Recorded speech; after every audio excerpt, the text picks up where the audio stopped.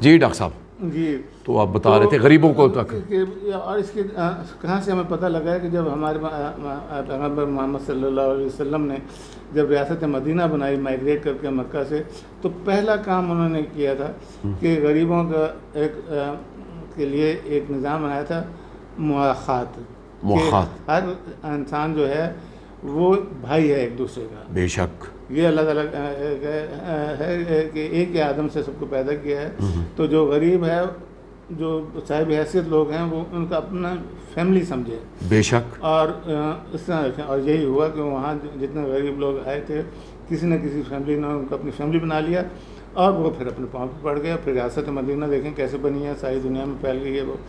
تو یہی فیڈرل شریعت کورٹ نے پاکستان میں یہ کہا ہے کہ 2028 تک اسلامی نظام بنایا جائے کہ کسی پہ کوئی ظلم نہ ہو.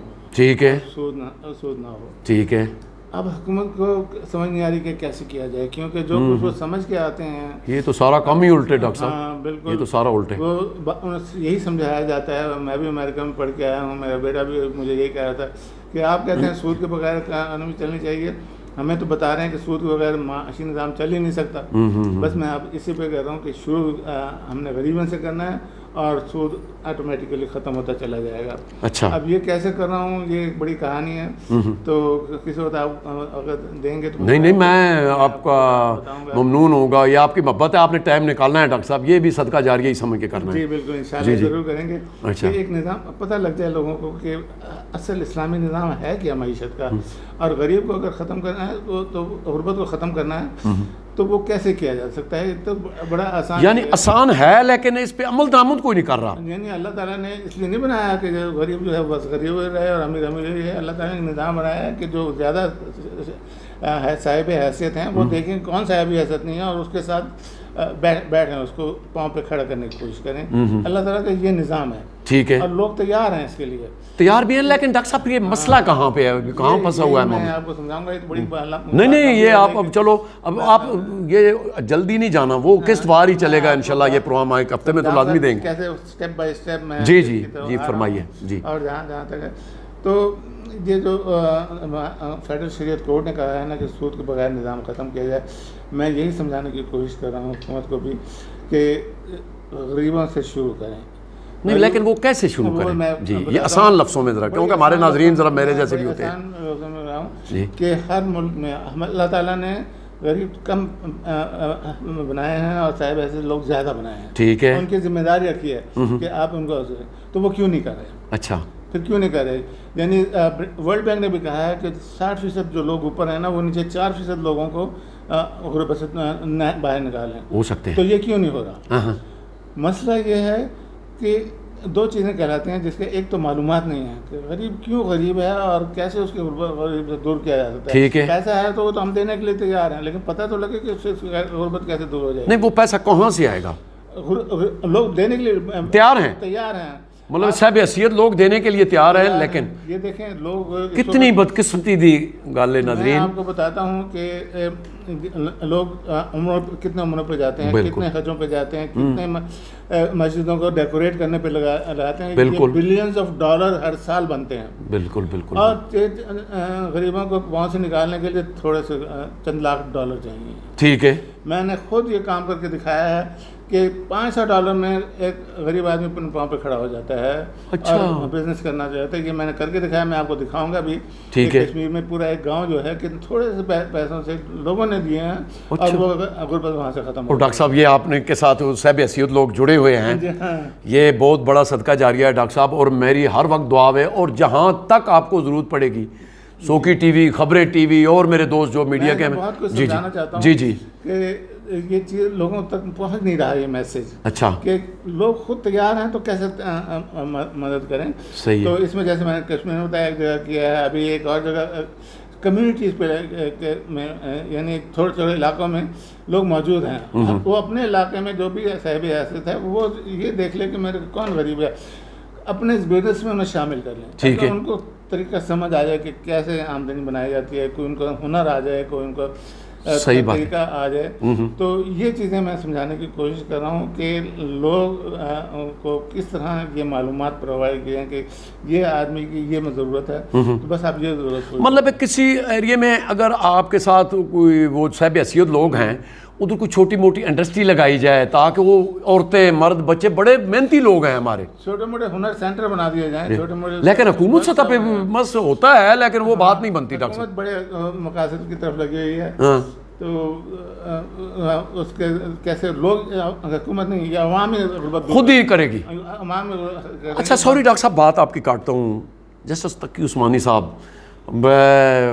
آپ کے پاس بڑے آتے تھے اور میں نے بھی بڑا ان کے ساتھ سفر کیا ہے, وہ بھی اسلامی بینک پہ کچھ کر رہے تھے, یہ سعود کے بارے میں پتہ نہیں, اب مجھے تو اتنا نہیں پتا. دیکھیں انہوں نے تو بہت کام کیا ہے, اور اسلامی نظام کو ایک طرح سے بتایا کہ سود کے بغیر بھی چل سکتا ہے. ہاں لیکن سود کے بغیر چل سکنے کے جو مقاصد ہیں وہ پورے نہیں ہو سکے. کہ سود کے بغیر اگر بینکنگ سسٹم ہے تو غریبوں کو بھی اسی طرح سرمایہ ملنا چاہیے جیسے امیروں کو مل رہا ہے. ٹھیک ہے, تو یہ تو نہیں ہو سکا. ٹھیک ہے, بات تو وہیں کی وہیں رہ گئی. یہاں سودی بینکاری ہے, وہیں اسلامی بینکاری بھی چل رہی ہے. امیر کو فائدہ ہو رہا ہے, غریبوں کو اتنا فائدہ نہیں ہو رہا جتنا کہ ہونا چاہیے, جتنا اسلام چاہتا ہے کہ غریبوں کو بھی اتنی ایکسیس ہو جائے کہ وہ بھی آگے بڑھ سکیں.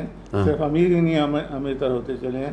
تو یہ بینکنگ سسٹم کو بھی ابھی مزید ٹھیک کرنے کی ضرورت ہے. اچھا ڈاکٹر صاحب, آپ کے ساتھ جو صاحب حیثیت لوگ ہیں وہ اوورسیز ہیں, پاکستانی ہیں, کون ہیں؟ اور میں اپنے چینل کے تھرو میں ایک بڑی سمپل سی بات بتاتا ہوں کہ جب ہم کشمیر میں اس طرح بات کر رہے تھے کہ بھی ایک سلائی سینٹر بنانا ہے, اس میں 15 لوگوں کو کہ وہ ہنر آ جائے گا, وہ 3 مہینے میں جو ہے وہ اپنی آمدنی کرنے, ان کو کوئی مشینیں دی جائیں خاتون کو. اس میں میرے ساتھ ہمارے کام کرنے والے بھی ہیں, غلام رضا ہیں, ان کو کہا کہ ایک سلائی سینٹر وہاں بنانا ہے. ٹھیک ہے, 5 مشینوں کا, جس میں 15 اسٹوڈنٹ جو ہیں آسانی سے سیکھ سکیں.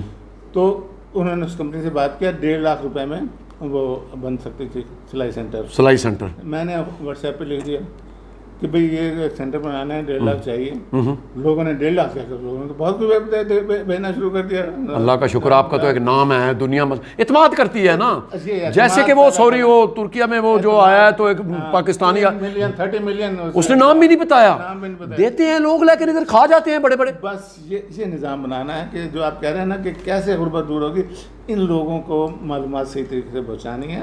پیسہ لوگوں کے پاس موجود ہے, کھل کے دینے کے لیے تیار ہیں, کھل کے دینے کے لیے. میں نے بتایا نا کہ مجھے 1.5 لاکھ چاہیے تھا, 5 لاکھ بھیج دیا. میں یار کہ مجھے نہیں چاہیے اتنے, میں بتاؤں گا. پھر میں نے وہاں IT سینٹر بنایا ہے کہ جس میں آن لائن جاب مل جاتی ہے, وہ بھی 1.5 لاکھ کا بن گیا. 5 کمپیوٹر آنے تھے. ڈاکٹر صاحب یہ ناظرین کتنی بڑی بات ہے, ہمارے کو پاس کیسے کیسے خزانے پڑے ہوئے ہیں, لیکن یہ بات ہے کہ آگے بات پہنچانے کی.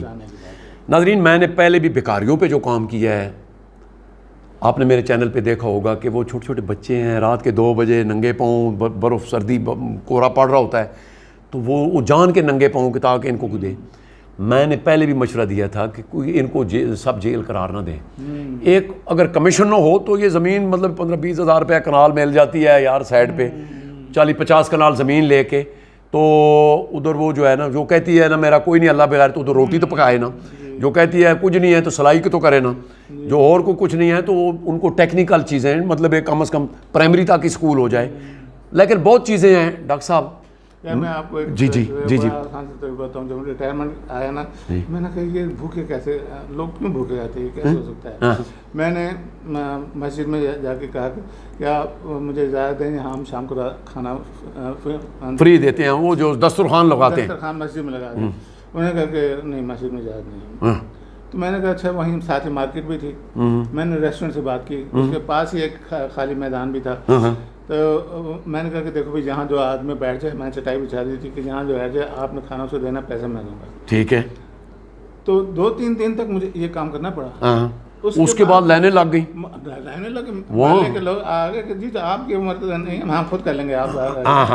میں نے کہا چلو تم کر لو, پیسے میں دے دیا کروں. 4-5 دن کے بعد انہوں نے کہا جی پیسے تو تمہارے پاس بہت آ گئے ہیں. ہوٹل والے کہتے ہیں نہیں, وہ جو لوگ انتظام کر رہے تھے, ہاں وہی نا, جو وہ لوگ دینا شروع ہو گئے. لوگ دینا شروع ہو گئے, کہنے لگے آپ تو کچھ نہ دیں. اور کہنے لگے کہ ایک آدمی آیا, میں آپ سارے پیسے میں دیا کروں جتنے. میں نے کہا نہیں ایسا نہیں کرنا، ہر ایک کو حصہ لینا چاہیے. صحیح بات ہے. تو بس جو کوئی دے رہا ہے وہ اسے اکٹھا کریں. بہرحال ڈاکٹر صاحب وہ چلا رہے ہیں. 100 آدمی وہاں 5 سال. میں اس کا بھی ناظرین آپ کو کسی وقت کیمرے کے ساتھ وہ دکھاؤں گا.